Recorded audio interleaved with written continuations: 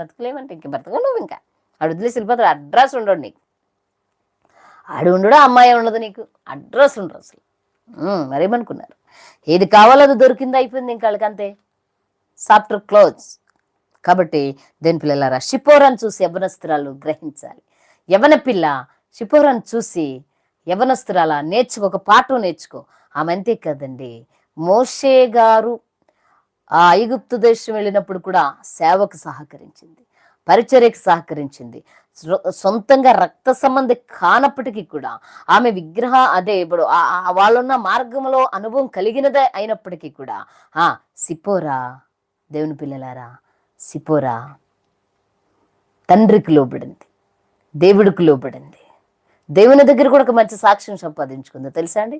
సున్నతి చేయలేదని కుమారుడికి మోషే గారిని చంపడానికి ప్రయత్నిస్తే చూడండి, మోషే గారి విషయమై భర్త కొరకు చాలా త్యాగం చేసి దేవుని దగ్గరకు మంచి సాక్ష్యం సంపాదించుకుంది.